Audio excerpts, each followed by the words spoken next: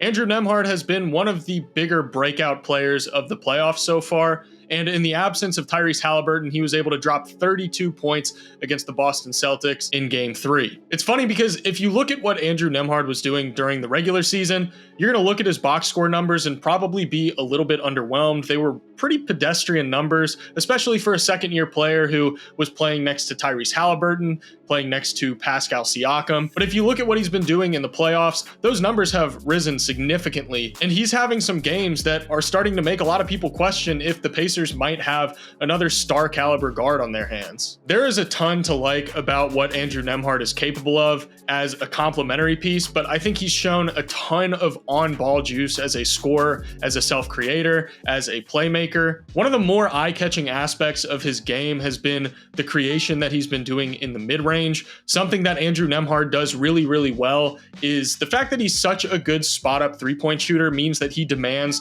some pretty aggressive closeouts because you don't want to give up those spot-up threes. But what that allows him to do is once he gets that defender to bite on a pump fake, he's able to drive past them. And then normally when you're attacking a closeout, defenses don't automatically send someone at you in the mid-range. They usually have help defense waiting for you down in the paint because they're expecting you to drive off of that closeout and try to get to the rim and finish. But with Andrew Nembhard, he's got a lot of versatility in his shooting arsenal, so he's able to stop and pop in those mid-range areas and put up shots. And he's hitting them at a pretty high rate. One of the other aspects at play with his scoring ability playing off of the catch is the fact that he's a very, very patient and methodical ball handler, and that makes him pretty unpredictable for defenses when he starts to work his way inside the arc and try to create for himself. He has a really nice hesitation dribble that allows him to catch defenders off guard and make them look ridiculous when he gets by them to get to the rim and finish. And while we're on the topic of his finishing ability, I just want to point out this ridiculous stat. Andrew Nembhard is shooting 81% at the rim, which for a guard is kind of unheard of. Obviously, the playoffs is a much smaller sample size than the regular season.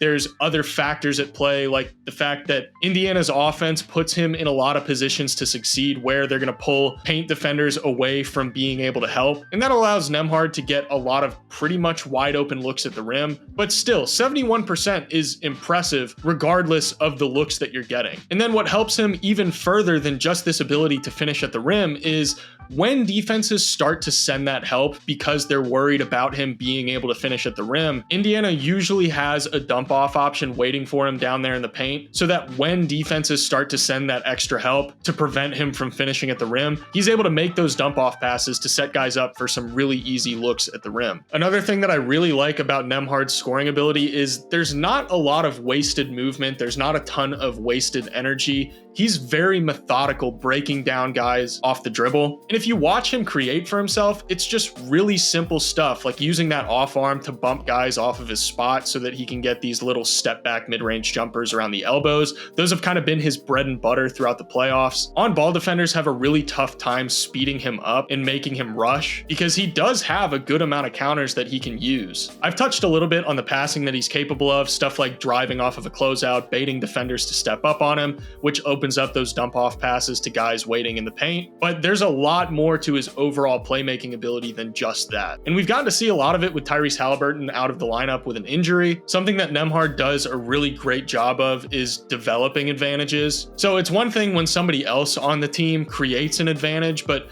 being able to continue to develop that advantage to where it generates really high percentage offense is what makes Nembhard so special. So when he's driving, he'll be able to pull the defense in on him and get them to hone in when they have a numbers advantage. But then when he gives the ball up to somebody else, he's really good at relocating out into empty space, putting defenders in really uncomfortable positions where they have to decide, okay, do I stop the ball on the drive or do I follow Nembhard out to the perimeter? And it creates this kind of catch-22 situation where you want to stop the guy who has the ball in his hands driving to the rim, but you also end up leaving a guy like Nembhard wide open for these catch and shoot threes that we know he can hit at a really high rate. When defenses are defending him as the pick and roll ball handler in drop coverage, he's good at getting downhill and baiting them to over-focus on him and then hitting those little passes to guys on the roll. And what's nice is with Myles Turner and Pascal Siakam, those passes can lead to wide open mid-range looks or they can get to the rim and finish. Nembhard's also capable of hitting those weak side skip passes when defense helps off of the weak side. One of the ways that teams will try to mitigate the ball handler getting 2 on the ball in drop coverage is they'll send help from the weak side of the floor off of the corners.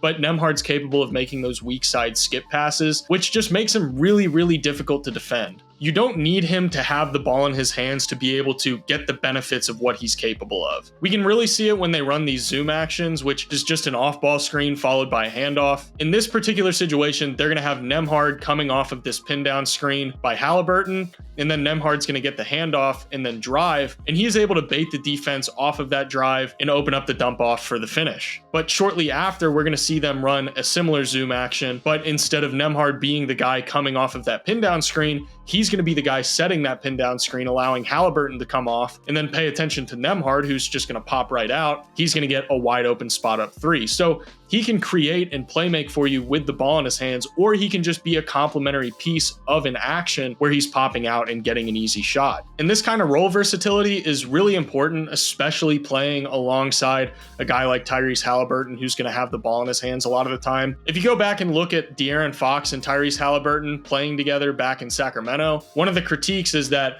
if one of these guys is playing off ball, you're not getting the benefits of both of them. It's not like Andrew Nembhard having the ball in his hands is going to take away from what you're getting from Tyrese Haliburton, and vice versa. Both of these guys can complement each other off ball. And then we're seeing now that if Tyrese Haliburton has to miss time with an injury or anything like that, then guess what? You have Andrew Nembhard who can brunt that offensive load that Tyrese Haliburton would have been shouldering. I love his ability to hit really tight passing windows. He puts a lot of pace on his passes to make it to where defenses aren't able to disrupt them. And sometimes, yeah, he's going to turn the ball over because some of these passes are very high risk, but they're also high reward. And I think you live with that with a lot of guys, because it can actually be a bad thing if you have a ball handler who's really, really risk averse, because you miss out on these unique passing windows that could lead to really, really high percentage looks, but a hesitancy to be able to make those passes makes you miss out on those. Just to put into perspective how good he is as an off-ball player, on spot ups right now in the playoffs, he's averaging 1.36 points per possession on spot ups. That is the second highest points per possession in the playoffs of any player that's spotted up at least 50 times in this postseason. They can run actions for him away from the ball, things like curls, pin downs, and you get the benefits of his second side creation ability, and his versatility as a shooter from the perimeter makes him a really, really difficult coverage. Nembhard's defense is another area where you can see a lot of potential for him. I think he's a really solid rotator. He has good instincts, knowing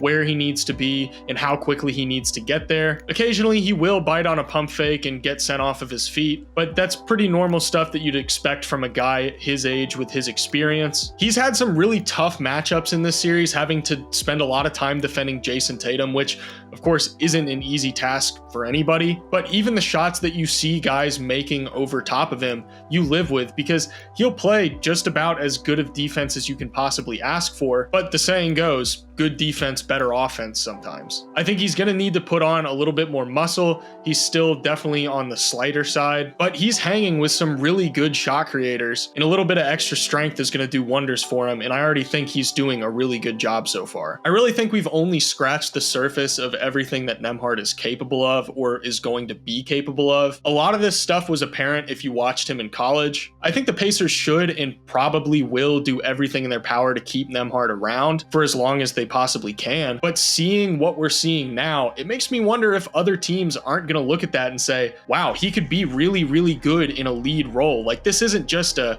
15 point per game, 6 assist kind of guy. This could be a 20 point per game scorer down the road if he's given enough usage, given enough opportunity, and he has the right team around him. So I'm excited to see what the Pacers try to do with him moving forward alongside Tyrese Haliburton in their really strong offense, because he's been playing more of a complementary role, but now seeing everything that he's capable of, I have a feeling we're probably going to see way more. Hope you guys enjoyed this video. I'd really appreciate it if you considered leaving a like and subscribing, because that really does help me out a ton. Either way, thank you guys so much for watching.